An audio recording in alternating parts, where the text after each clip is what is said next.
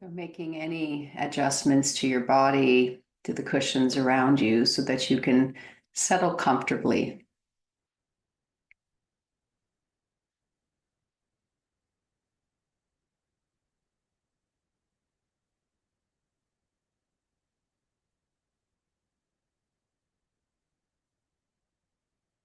So just bringing the awareness to the body helps to distribute the energy and take you out of the preoccupation with the mind. So you just kind of bring awareness into the general area of the body. And you may notice that perhaps the chin needs to be a little bit higher in order for the neck to feel more comfortable.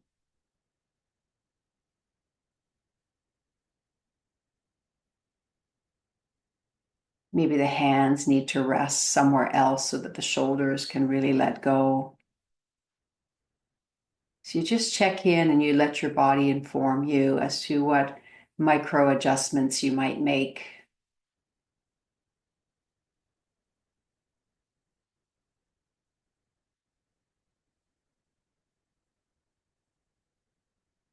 And then begin to connect with the rise and the fall of your breath.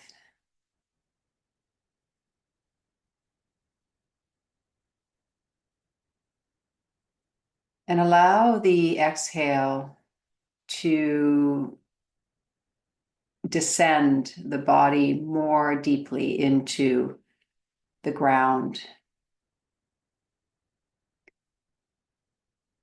to let the body relax into gravity.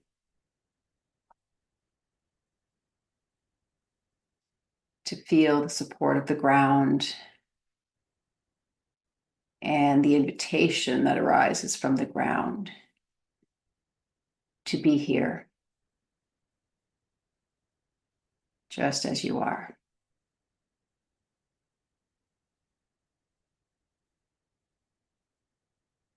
And let the inhale open you to the space all around you, to the lengthening through the crown of the head, like a flower reaching for the sun, to the spaciousness that's available to you in front of you and behind you and on either side of you.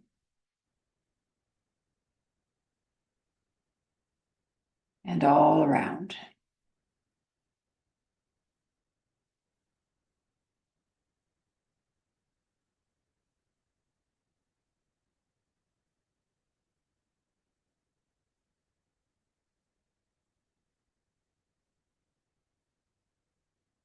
And as you connect to the rise and the fall of the breath, it's natural to feel the various details of the breath.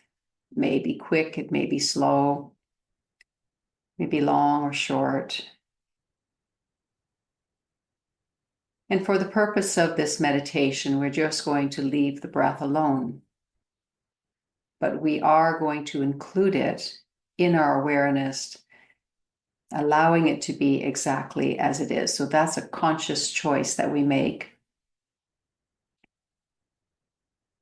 to allow the breath to be just the way that it is.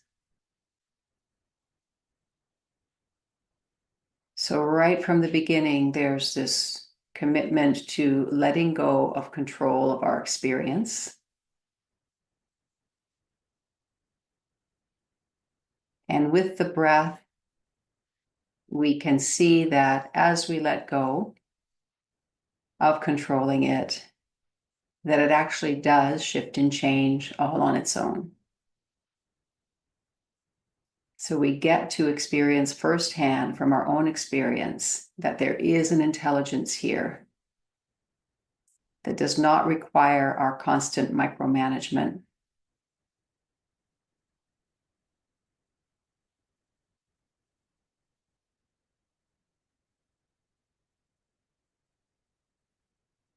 And so we begin to settle back more as a witness, as an intimate witness of the breath.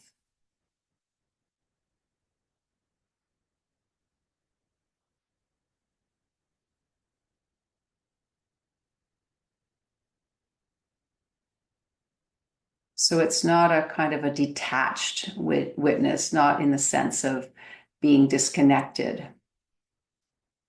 It's possible to be a witness, but to be deeply connected simultaneously. And that's what we're orienting towards here.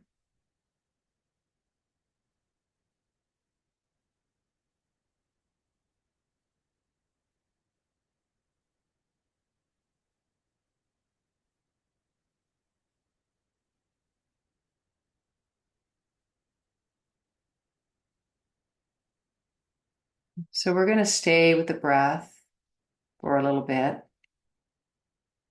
It's probably one of the most direct ways of unplugging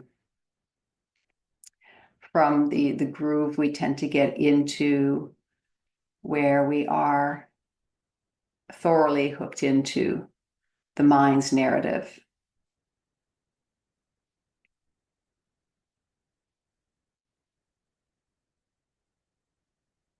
So essentially, we're just putting our attention elsewhere on this very non-threatening, ongoing rhythm that has been happening in our bodies from the beginning of our time here.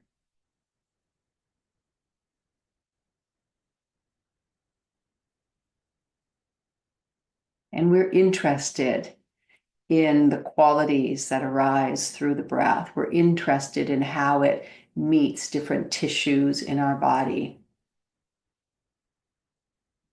We're interested in how it ripples through the spine, through all of the bones and the tissues, actually.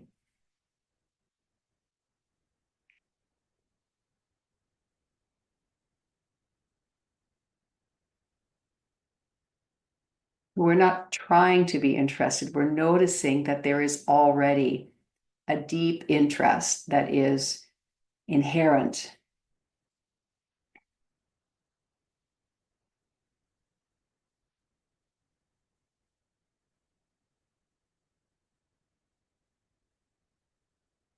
This is my breath that is keeping me alive. That is a yes. Each inhale is a yes to the next moment. Each exhale is a letting go of the last moment.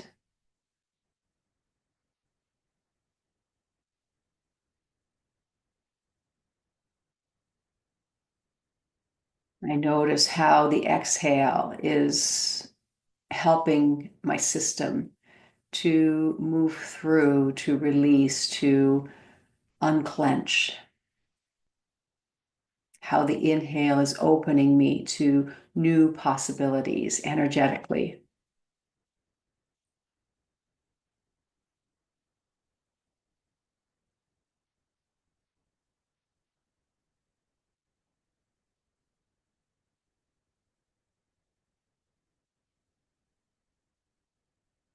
And I notice that the breath is happening within the context of a space of presence that is simply here.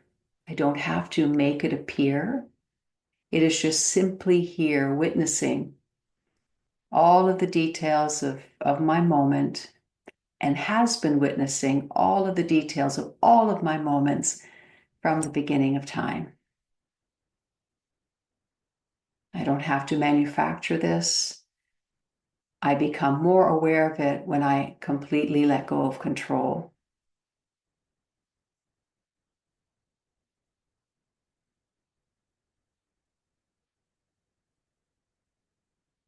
And that space of presence puts me in touch with a greater sense of peace,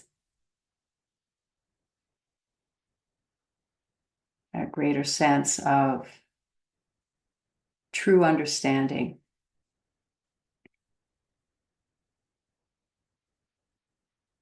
a greater sense of compassion,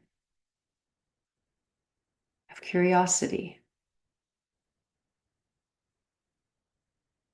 of humility.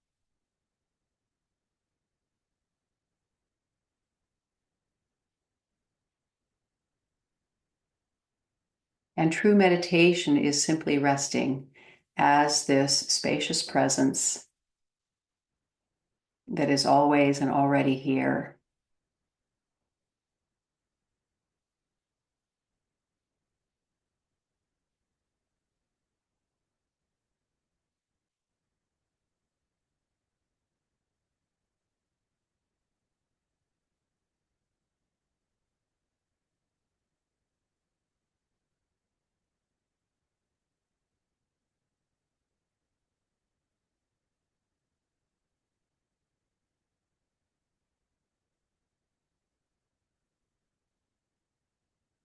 Now, I invite you to bring into your awareness someone in your life that you are currently concerned about, or maybe not currently in this moment, but that you find in your day-to-day life, that they come into your mind.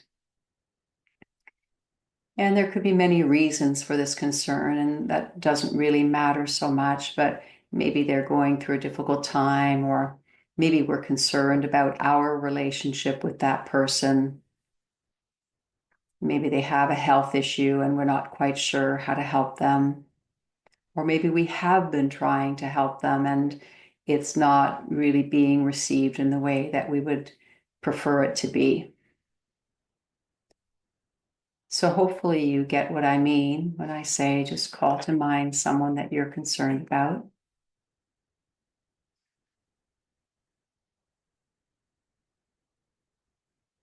And you may sort of feel, well, I don't want to think about that person right now. I just want to be peaceful. But the truth is when we do sit down to meditation in our own practice, these are the things that come in and disturb, quote unquote, our meditation. And so let's practice with something that is invariably going to happen, to see how we can actually use that concern as a portal into a deeper meditation, so that these things aren't disturbing our meditation. We're disturbing ourselves with the thought that a meditation has to be free of any of our worldly thoughts.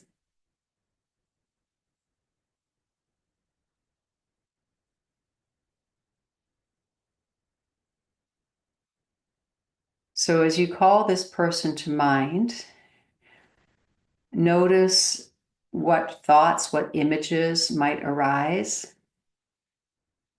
memories, and just allow them to. And also notice how your body responds when you think about this person. Many of us will notice that the breath gets altered. Maybe it gets a little shorter or faster.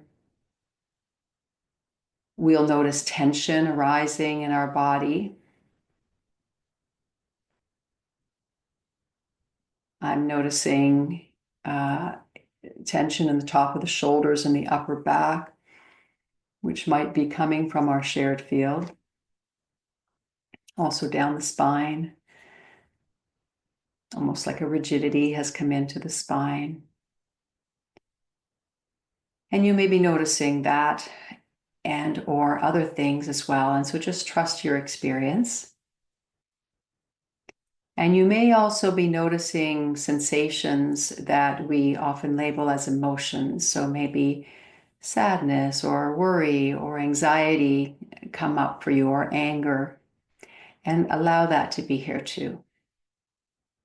But just remember that an emotion is actually a sensation in the body that we label something or another.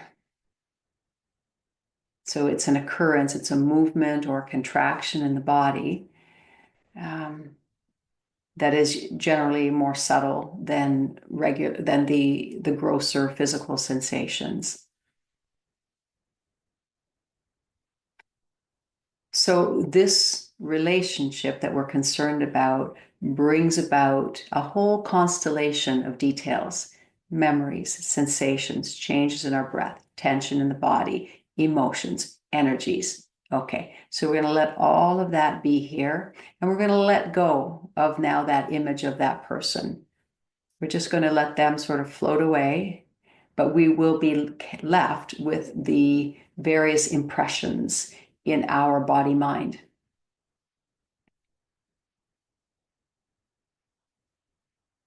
So I invite you to notice where you feel tension in your body right now and open to that. So just as we were doing with the breath earlier, we are going to allow this tension to be exactly as it is. When we go into battle with tension, we create more tension. When we open to tension and we get curious about it, it seemingly magically begins to soften all on its own because we're no longer resisting it or making it wrong.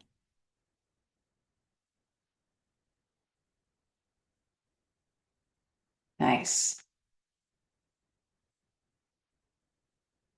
Good.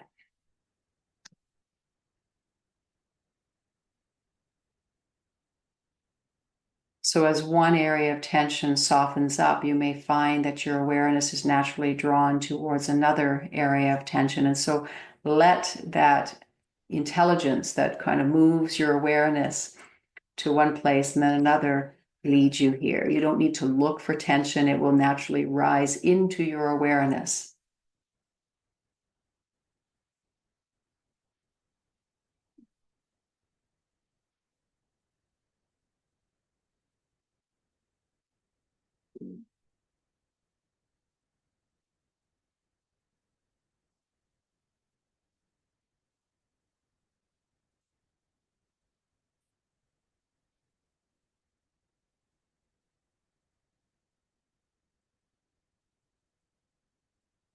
If you have images that are coming in, let them come in, stay as long as they do, and go. So there's no needing to control or even engage with the thoughts and the images that are arising.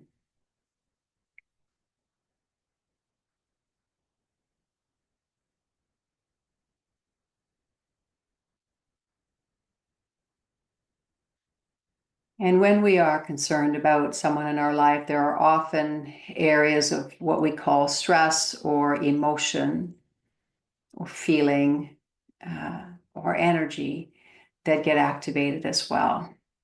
So notice that. Are there any emotions that have surfaced as we've brought this person of concern into our field? And can you open to that as well? Can you allow that to be? Can you allow that to be here?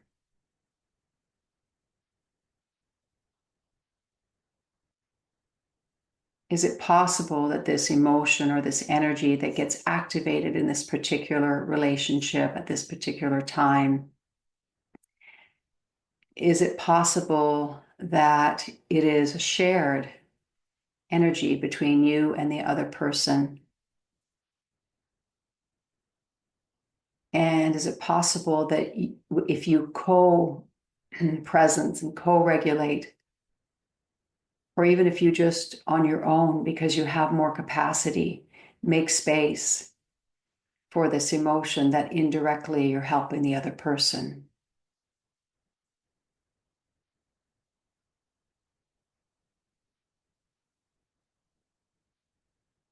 Emotions are shared real estate. So when we feel an emotion in a relationship, it's highly likely that it's being felt by the other person as well, whether or not they're aware of it. And so when just one of us opens to it and presences it, it helps both of us. And the one of us that has the most capacity is given the opportunity to make space for it. It's a privilege.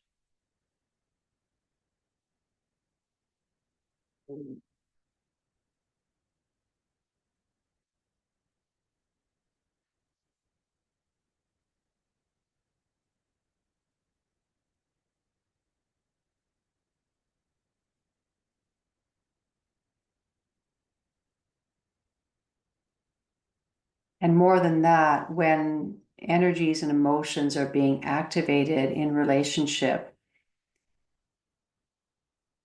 the relationship itself isn't the cause of the energy or the emotion. It is just the activator of something that already lives in us. When we look really closely and we're truthful, we recognize that that which is being activated is familiar to us. It's not a new emotion or energy. And so we're being given the opportunity to presence it, to bring it into awareness, to give it more space to be, so that it can free itself, so that it can transform into something that is going to be more soul nurturing.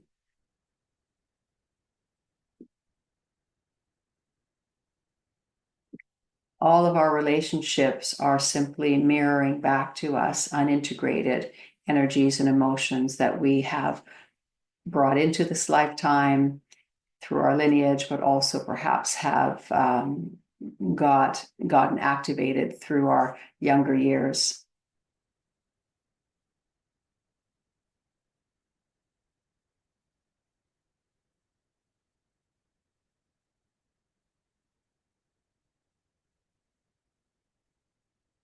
So we're making space for whatever arises in the context of a relationship with someone that we're concerned about. And we're noticing that in the midst of that which arises, be it the thoughts, the memories, the sensations, the emotions, etc., presence is still here. It's just open. It's aware. It has no problem with anything that's arising. And it's inviting us to rest.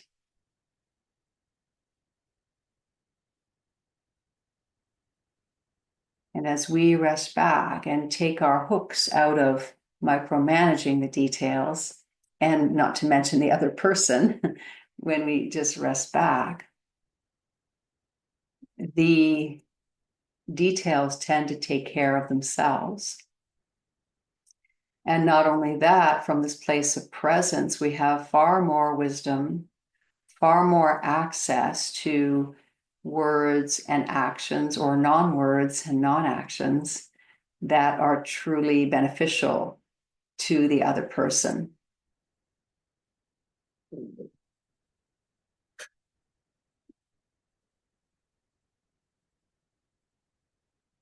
In other words, when we accept someone for who they are and for where they are in their lives right now completely, we actually are saying to them, I trust your soul to find its way.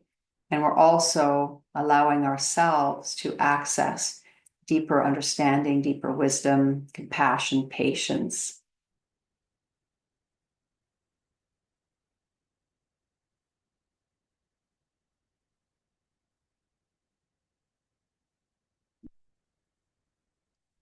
So when you think about that person, again, in this moment, given where we have journeyed to, what do you notice?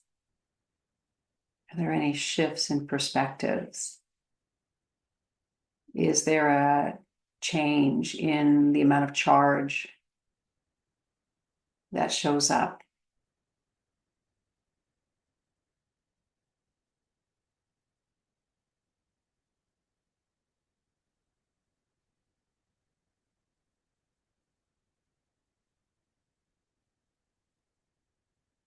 Beautiful.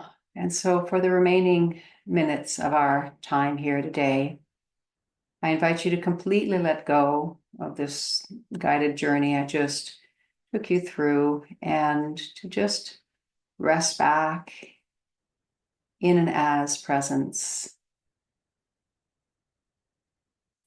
And allow yourself to bathe in the warmth and the radiance